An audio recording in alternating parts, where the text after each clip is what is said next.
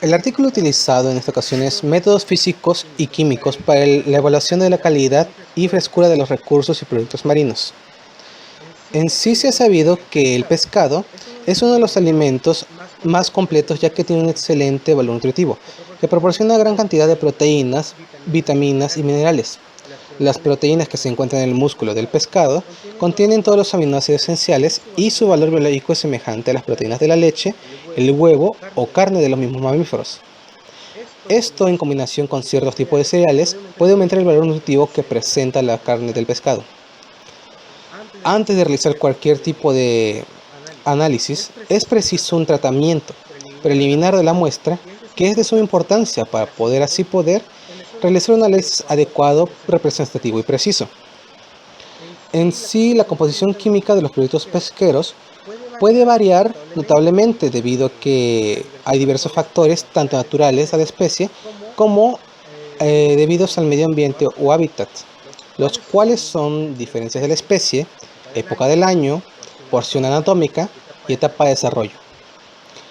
En sí, pues, las líneas generales para el tratamiento de las muestras son pescado fresco, limpiar la superficie del pescado para eliminar cualquier tipo de impureza que ésta presenta o cualquier partícula extraña. En conservas de pescado molusco, se drena el líquido y se separan sólidas y líquidas las partes y se homogeneiza o se tritura.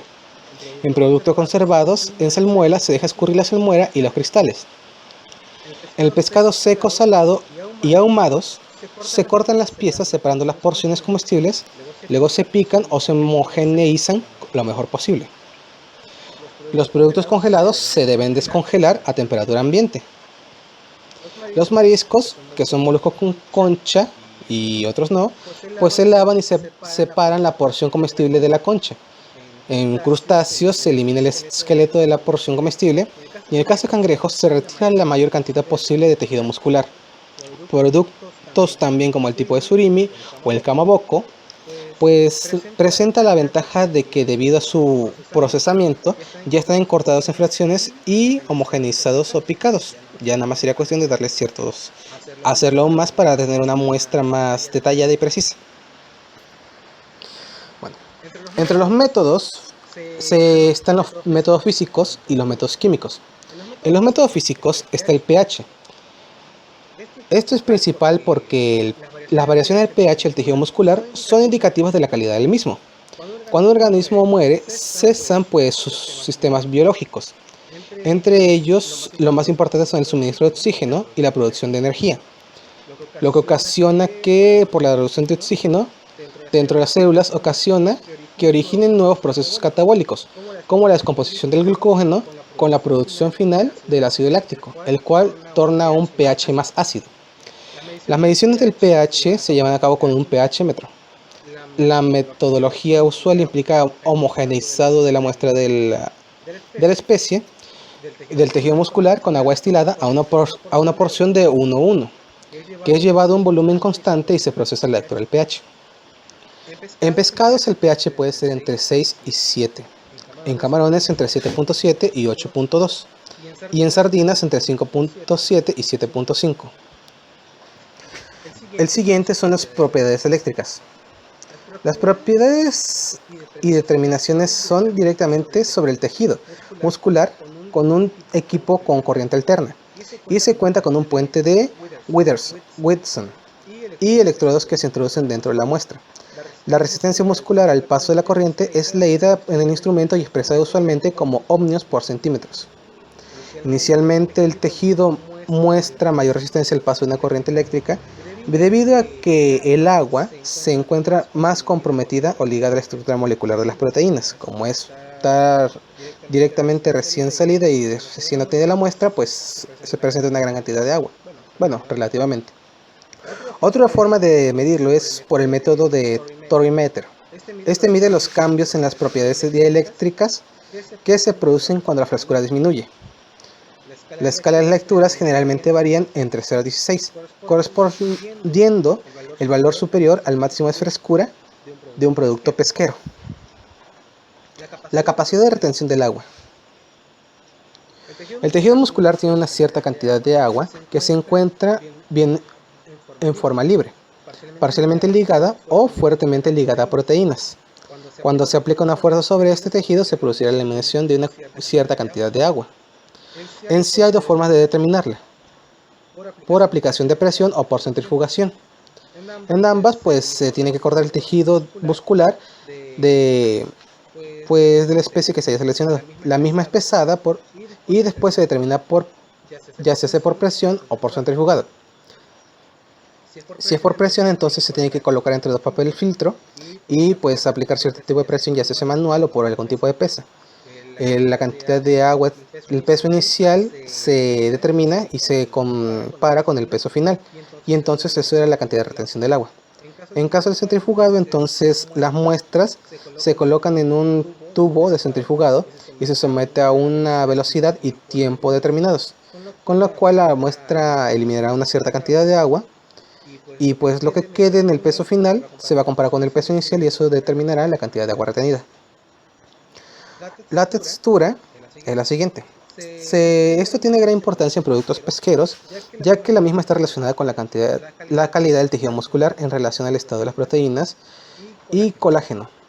La textura involucra varios factores que están relacionados con las proteínas, los cuales son el grado de saturación y la calidad del agua ligada, que son los más importantes.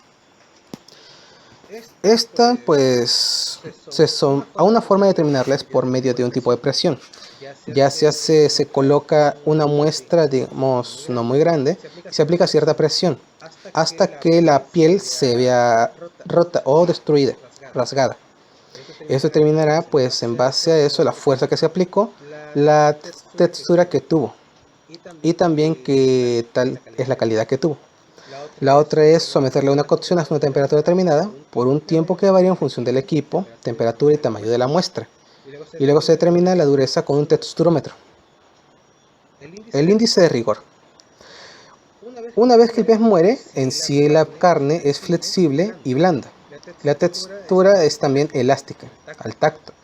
Después de un periodo de tiempo, el tejido muscular se contrae, dando a una etapa llamada rigor mortis.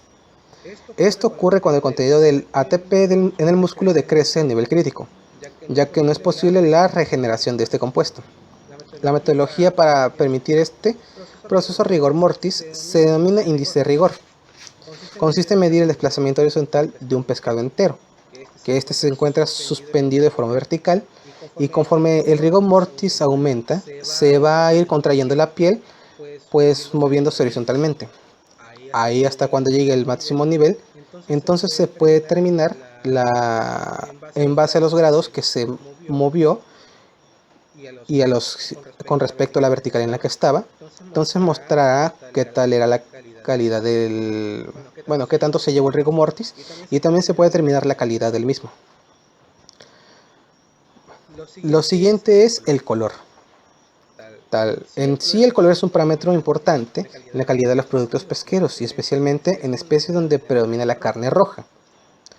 Uno de los métodos más frecuentes de medición del color en los alimentos es el sistema Hunter, con un colorímetro basado en los principios de la espectroscopía, que se calibra con una placa estándar y midiendo los parámetros L de luminosidad claro-oscuro, A de relación rojo-verde y B de relación amarillo-azul.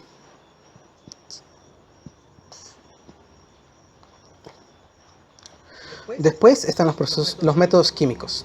El primero es el análisis proximal, que es un aspecto importante en el control de la calidad de cualquier alimento, en especial en pescado, ya que la composición química de los peces varía considerablemente entre las diferentes especies y también entre los individuos de una misma especie, dependiendo de la edad, sexo, tamaño, ambiente y época del año. Para el caso específico de pescado, la determinación se centra en la humedad, proteínas, grasas y cenizas.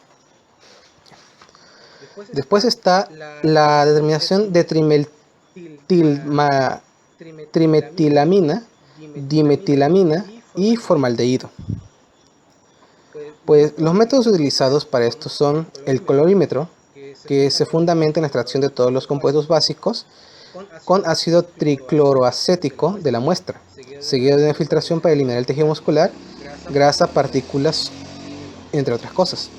El filtrado es colocado en un tubo ensayo, el cual se adiciona formaldehído, después se le adiciona tolueno y después carbonato de potasio, que provoca que se neutralice el ácido y alcaliniza el medio. A este pH, la trimetilamina es extraída por tolueno, dejando el resto en las bases solución acuosa. La segunda es microfusión de Conway, donde la muestra es colocada en la cámara de Conway. Después se añade el formaldehído, que reacciona con las aminas volátiles, pero no con el TMA, la cual se volatiliza por acción de la adición de una base fuerte. Los siguientes son las bases volátiles totales. Las bases volátiles están compuestas en su mayoría por amoníaco, entre otras, provenientes de la acción de microorganismos sobre compuestos como el óxido de trimetilamina, creatina, entre otras. Ya que todos los compuestos volátiles tienen nitrógeno dentro de su estructura molecular.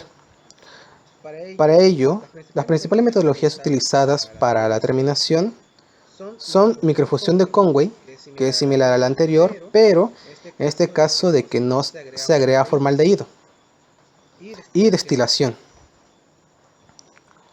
Las siguientes son las aminas biógenas. El grupo de aminas biógenas en alimentos abarca una serie de compuestos formados como consecuencia de la descarboxilación de los aminoácidos presentes en los mismos. Estos últimos pueden ser aminoácidos libres o provenientes de las proteínas. La cuantificación de estos procesos, de estos compuestos, no es sencilla, ya que puede haber ciertas complicaciones como que se produzcan en cantidades relativamente bajas de un alimento. Las aminas biógenas son químicamente semejantes a los aminoácidos y por lo tanto se tiene que requerir técnicas que logren una efectiva separación entre ambos grupos. Las condiciones de formación de aminas dependen de numerosos factores y es factible que se produzcan reacciones colaterales que conduzcan a la formación de derivados de aminas biógenas. Para la determinación se proponen dos técnicas. El método químico, que se basa en la separación previa de la histamina en una columna de algodón ácido, con la utilización de buffers de barbital y extracciones con benceno. La segunda es el método fluorométrico, que utiliza una columna de intercambio aniónico para la separación de la histamina. Oxidación lipídica. Los lípidos de los productos marinos se caracterizan por poseer un alto grado de insaturaciones, lo cual los hace susceptibles a la autooxidación. Este tipo de deterioro químico dependerá del contenido de grasa de la especie, así como su perfil de ácidos grasos, temperatura y condiciones a las cuales está sometido el ejemplar.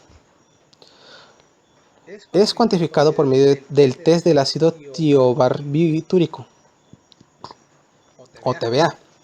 Se basa en la reacción entre el malonaldehído, producto de la rancillez, y de dos moléculas de TBA, para originar un complejo de color rojo que absorbe a 538 nanómeros y cuya intensidad de color es proporcional a la rancillez del producto. La siguiente es ATP y sus productos de degradación. El ATP es una molécula de alta energía y la misma ayuda a mantener separados los filamentos musculares de la actina y miosina en el tejido muscular. Cuando un organismo está vivo, el ATP es regenerado a partir de ADP mediante reacciones de fosforilación que depende del proceso de la glucólisis.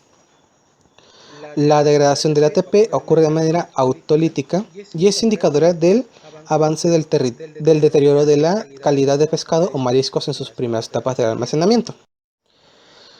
Para su determinación, el método más utilizado consiste en la extracción con ácido perclórico de los nucleótidos, la cual después es seguida por una precipitación del exceso de ácido, con un agente alcalinizante como el hidróxido de potasio, hasta el pH neutro, seguido de una filtración o centrifugación hasta obtener un líquido claro, libre de sólidos, proteínas, entre otras. Este extracto puede ser congelado a temperaturas inferiores a menos 30 grados, manteniéndose por varios meses su concentración. Para la determinación de los principales nucleótidos con fines de investigación, se requiere de técnicas sofisticadas como la cromatografía líquida de alta eficiencia. El siguiente es el perfil de ácidos grasos. Para la cuantificación de estos, la metodología más empleada es la cromatografía de gases, en la cual se preparan los esteres metílicos de los ácidos grasos y son separados en un cromatógrafo de gases con gradiente de temperatura. El siguiente son metales. En sí, la principal fuente de contaminación por metales en el medio acuático lo constituyen pues las descargas industriales, desechos en ríos, bahías y estuarios. En general, la determinación de cualquier metal implica como paso previo la destrucción de la materia orgánica por medio de incineración o por digestión ácida. En el caso de mercurio y arsénico se reducen con agentes químicos, ya que en este estado producen una mayor absorción en un aparato de distorsión atómica, bien sea por llama o por la técnica de vapor frío. Los siguientes son las toxinas. La técnica más empleada en el ensayo de las toxinas es la utilización del ratón, los cuales se les inyecta intraperitonealmente un extracto de las toxinas que provienen de moluscos que se sospecha que tengan una toxina. En el caso de lo que pasa con la rata es que el tejido del se analiza, se suministra la dieta normal. Para ello se tiene que evaluar el tiempo en el cual el animal muere, así como también el desarrollo de la sintomatología característica asociada a la toxina.